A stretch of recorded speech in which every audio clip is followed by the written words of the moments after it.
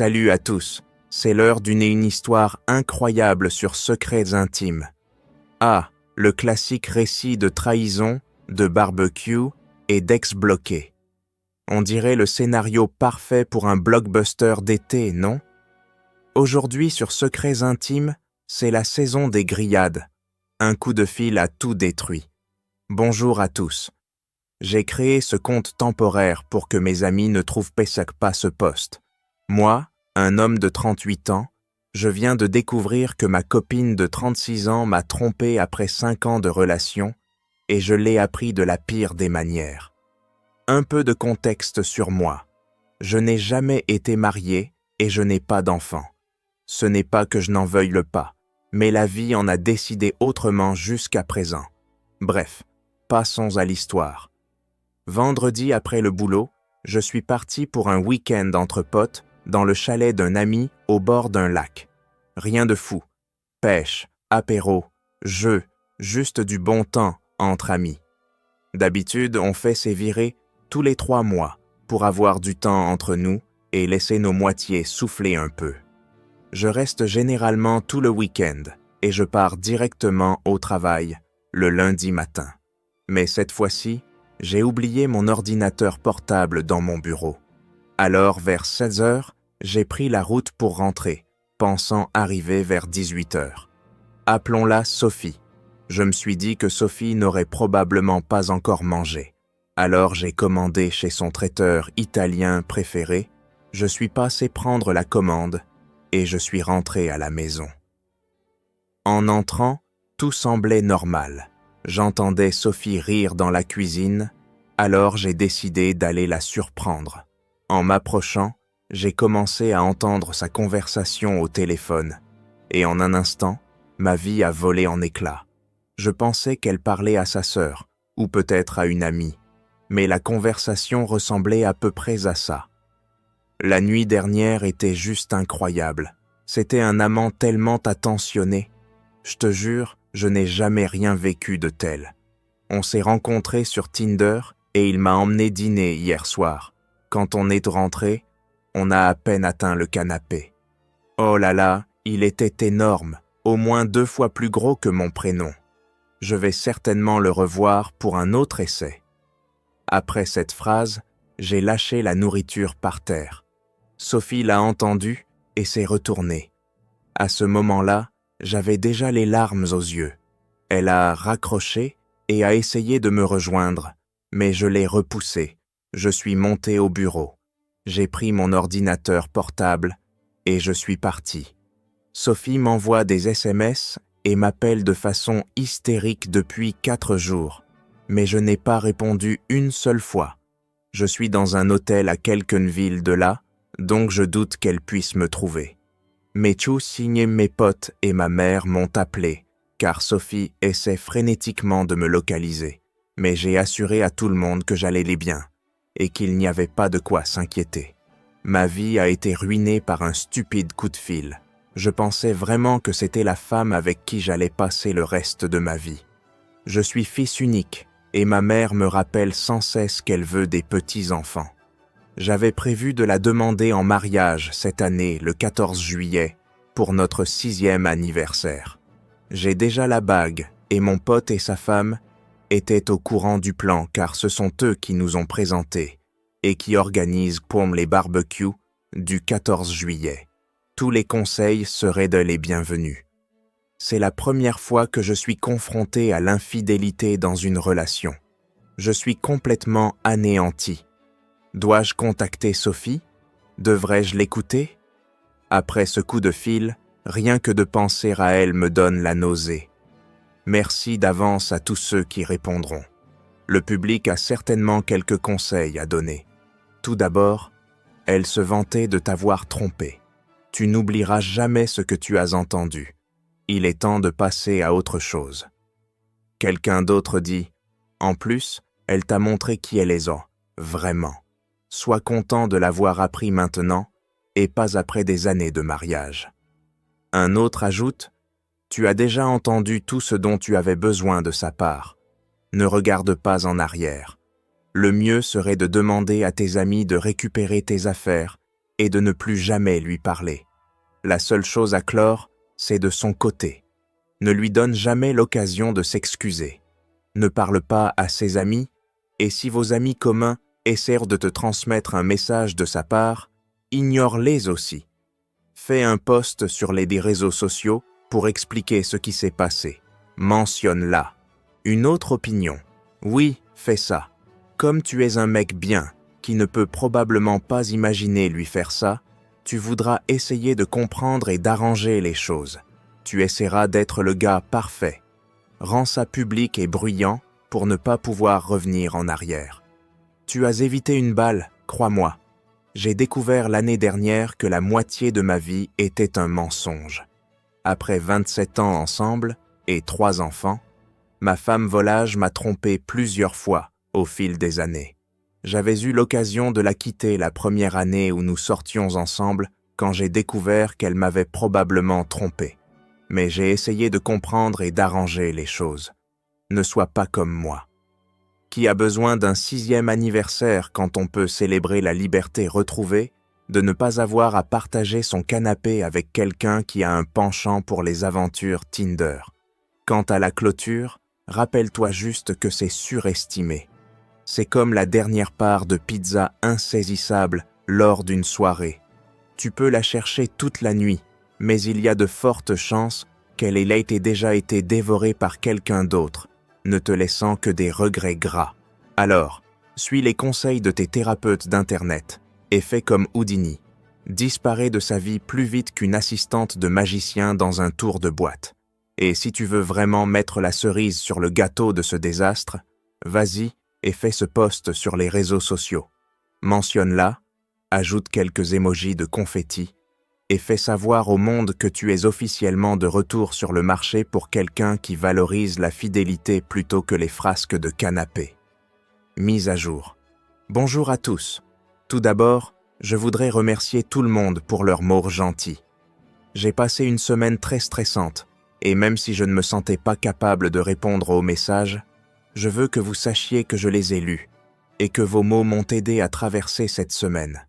Cet événement a été dévastateur pour moi, et chacun d'entre vous qui a commenté ou m'a contacté par message privé a illuminé ma journée, ne serait-ce qu'un peu. Cela dit, voici la mise à jour la plus récente. Vendredi soir dernier, après que mes potes sont arrivés à l'hôtel, je leur ai expliqué ce que j'avais entendu au téléphone. Tous les 3 étaient stupéfaits, c'est le moins qu'on puisse dire.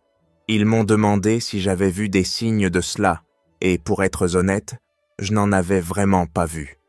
J'ai dit que je ne savais pas ce que j'allais les faire. J'ai informé mon pote que la demande en mariage était annulée, et vu les circonstances, il a parfaitement compris. Une chose que j'ai demandé à mes potes quand ils ont quitté leur maison était de désactiver la géolocalisation au cas où leur compagne vérifierait et en parlerait à Sophie. Je sais que Sophie n'est pas proche de l'une des épouses, mais à ce stade, je ne voulais prendre aucun risque. Cette nuit-là, nous avons passé la soirée au bar de l'hôtel, et j'ai complètement dérapé. Verre après verre après verre. Ce n'était pas beau à voir. Mes potes recevaient des appels toute la nuit de leurs compagnes qui demandaient où ils étaient, et à leur crédit, ils ont tenu bon et m'ont soutenu, disant simplement que nous étions en sécurité et qu'il ne fallait pas s'inquiéter. L'une d'elles a demandé à me parler après avoir deviné où nous étions, mais je ne voulais pas lui parler. Elle n'arrêtait pas de dire que Sophie était inquiète et voulait juste que je rentre à la maison. J'ai simplement dit à mon pote de gérer ça et que je les informerais une autre fois. J'ai passé la majeure partie de la nuit à draguer la barmaid, ce dont je ne suis pas fier, et quelques filles qui voyageaient mardi pour le travail. Le lendemain, je les ai tous remerciés d'avoir passé du temps avec moi et ils sont repartis chez eux. Cette semaine, j'ai demandé à l'un de mes potes de passer devant la maison que nous louions, car c'était sur son chemin pour aller au travail, et il arrive au bureau après que Sophie et moi serions déjà partis pour la journée. Sophie avait pris lundi et mardi, mais elle est retournée travailler mercredi. Dès qu'il m'en a informé, je suis allé à la maison et j'ai commencé à emballer autant d'affaires que possible. La maison était un désordre, vaisselle dans l'évier, vêtements partout, poubelles pleines de restes de plats à emporter et de nourriture commandée. Il m'a fallu environ 3 heures et demie pour sortir toutes mes affaires. Avant de partir, j'ai nettoyé pour Sophie comme un dernier geste. Cet après-midi et cette soirée-là, j'ai été inondé d'appels et de messages de Sophie après qu'elle se soit rendue compte que j'étais rentré à la maison et que j'avais pris toutes mes affaires. Pour l'instant, je reste chez ma mère, jusqu'à ce que je puisse trouver un endroit à moi cet automne. J'ai parlé au propriétaire et sans la signature de Sophie, il ne me retirera pas du bail, ce qui signifie que je dois couvrir ma moitié jusqu'en octobre. Ma mère m'a dit que je pouvais rester chez elle jusque-là, moment où j'essaierai de trouver un nouveau logement. Je sais, un homme de 38 ans qui retourne vivre chez sa mère. Comme la vie m'a bien traité. J'ai finalement contacté Sophie jeudi et je lui ai dit que nous pourrions nous rencontrer dans un bar-restaurant du centre-ville vendredi soir. Je lui ai dit que l'un de mes potes serait présent pour s'assurer que tout se passe bien. Elle s'est plainte pendant quelques minutes, disant qu'elle voulait que je rentre à la maison pour qu'on puisse parler et passer à autre chose. Mais je lui ai dit que si elle voulait me voir, ce serait comme ça. Finalement, elle a accepté. Donc vendredi soir, Sophie arrive, après que mon pote et moi étions là depuis environ 1 heure. J'avais déjà mangé et pris quelques shots de Ciroc pour me calmer. Nous nous sommes assis et elle voulait faire la conversation, me demandant comment j'allais et blablabla. J'ai coupé court à ces conneries. Je lui ai dit que j'avais une liste de questions.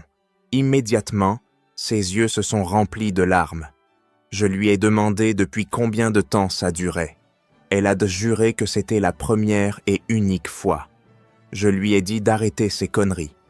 J'ai dit qu'il n'y avait aucune chance qu'on se remette ensemble.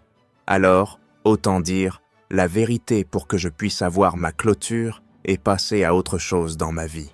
Elle a maintenu sa version pendant quelques minutes, mais ensuite, comme la plupart d'entre vous l'avaient prédit, elle a avoué. Chaque fois que je partais en voyage ces 2 dernières années, elle pensait que j'allais la tromper. Alors elle s'amusait aussi. Ça m'a mis hors de moi. Je lui ai dit qu'elle utilisait ça comme une putain d'excuse pour simplement coucher à droite à gauche. Je lui ai ensuite demandé à qui elle parlait au téléphone, mais elle a refusé de me donner une réponse. Je lui ai demandé s'ils utilisaient des préservatifs, et elle a dit parfois. Je lui ai dit qu'elle avait de la chance que j'ai fait un test MST parce que je suis clean, donc elle n'a pas à s'inquiéter d'en faire un, à moins que son dernier étalon n'en ait pas utilisé.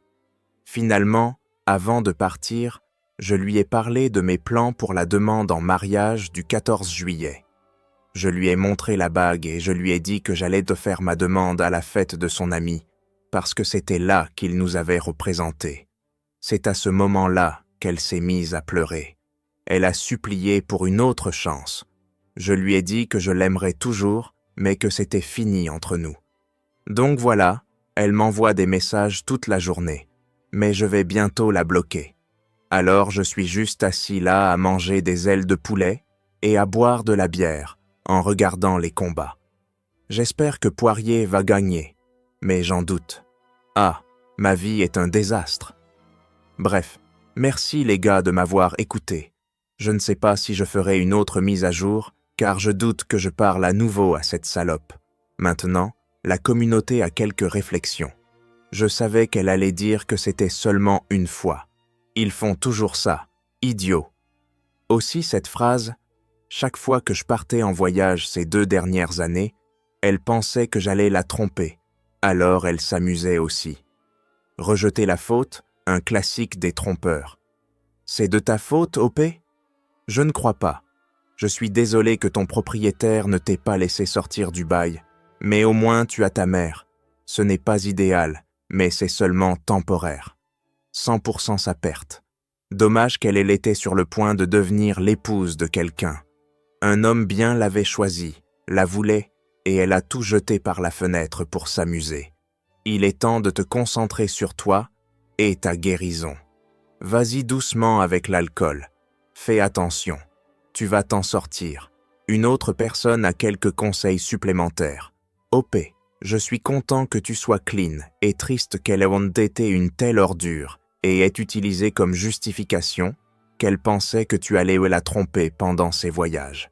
Triste aussi qu'elle n'ait pas voulu te dire à qui elle parlait, mais je parie que ça doit être quelqu'un du cercle intime d'amis et très probablement l'une des femmes de tes potes. Et elle ne voulait pas la dénoncer parce que ça pourrait causer des problèmes avec l'ami masculin pour avoir soutenu une trompeuse et peut-être bien qu'elle faisait ça aussi. Alors préviens tes potes de cette possibilité. Maintenant, à propos de sa réaction et de son comportement au restaurant. Elle n'a montré aucun remords du tout et a même essayé de distiller la vérité au compte-gouttes, parce que si elle avait été repentante pour ce qu'elle avait fait, elle aurait craqué avant l'histoire de la bague. Elle a pris conscience de sa stupidité quand tu lui as montré cette bague et parlé de la demande en mariage. Eh bien, OP, maintenant, il est temps pour toi de laisser l'alcool et de commencer ta guérison. Voyage. J'espère que tout ira bien. Et s'il te plaît, si tu viens à découvrir qui était à l'autre bout de cet appel, tiens-nous au courant. On dirait que tu as navigué à travers un champ de mines de trahison et de bourbon. En parlant d'éviter les balles, on dirait que tu as échappé de peu à devenir une mise en garde pour les futures générations sur ce qu'il ne faut pas faire quand ton partenaire est un sweeper en série. Mais hey, au moins tu as ta santé, non? Pas besoin de t'inquiéter des invités indésirables du pays des MST qui viendraient gâcher ta fête de l'apitoiement. Quant à Sophie, eh bien, on dirait qu'elle a autant de remords qu'un chat pris en train de déchiqueter ton pull préféré. Te blâmer pour ces petites escapades, c'est comme blâmer un nid de poule pour ton alcool au volant. Une déflexion classique, mais on voit, à travers cette façade, plus vite qu'un tour de passe-passe d'un magicien. Et n'oublions pas le grand final au bar-restaurant où tu as servi des bombes de vérité plus chaudes que leurs ailes de poulet épicées. Lui montrer cette bague était la cerise sur le gâteau de cette relation de survivants stupides. Deuxième mise à jour. Salut, chers membres de Secrets Intimes. Je veux juste remercier chacun d'entre vous pour vos mots gentils. Ça compte beaucoup pour moi. Quelques sombres choses me se sont passées ces derniers jours, alors j'ai pensé vous tenir au courant. Rien de trop excitant, mais néanmoins, voilà. Sophie n'est plus invitée au barbecue du 14 juillet, donc je suis libre et tranquille, et je n'ai pas à m'inquiéter d'une confrontation avec elle. Si vous vous souvenez de mon dernier post, alors que nous étions au bar, l'une des épouses essayait de me parler. C'est l'épouse qui organise le barbecue du 14 juillet. Apparemment, Sophie lui avait dit qu'elle n'avait trompé qu'une seule fois et que c'était une énorme erreur. Et c'est pourquoi elle essayait de me faire parler avec elle. Quand j'ai parlé avec elle mardi dernier, je lui ai fait connaître toute la vérité.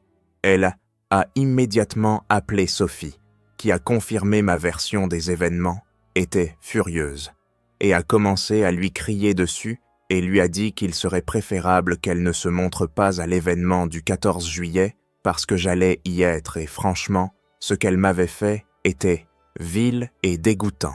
Elle m'a ensuite demandé de lui pardonner et a dit qu'elle n'en avait aucune idée. Je lui ai expliqué que ce n'était pas sa faute et qu'elle n'avait rien à se faire pardonner. Nous avions tous les deux été vendus un mensonge par quelqu'un dont nous nous soucions. Quant à savoir qui était à l'autre bout du fil avec elle, je ne peux qu'imaginer que c'était sa sœur. Les deux épouses, qui étaient amies avec elle et moi, sont restées solides en disant qu'elles n'avaient aucune idée que Sophie faisait ça, car apparemment le samedi soir, pendant que nous étions absents, elles avaient une soirée entre filles, chez moi, jusqu'à environ 23 heures, et parlaient de trucs typiques de filles en buvant du vin. Celle qui n'est même pas amie avec elle, mais qui participait à ces événements, l'a confirmé. L'autre chose qui me fait penser que c'était sa sœur, c'est que j'ai essayé de la contacter 3 fois maintenant, et je n'ai eu aucun message en retour, aucun appel, rien. Sa mère a appelé et a dit qu'elle était bouleversée par la rupture et a demandé s'il y avait quelque chose qu'il pouvait Mars faire pour me faire changer d'avis. Mais je lui ai dit que ça n'arriverait tout simplement pas. Je suis retourné au travail lundi après avoir pris 1 semaine de congé. Donc je suis de retour à ma routine normale maintenant. Plus d'alcool dans un avenir proche. Mon foie me remerciera pour ça. Cette communauté m'a beaucoup aidé et je voulais personnellement remercier chacun d'entre vous pour tout ça. Je ne sais pas si je mettrai à jour ce compte à nouveau, car il semble que ce soit la fin de la situation, croisons les doigts. Au fait, Sophie a été bloquée sur toutes les plateformes, donc pour l'instant, elle ne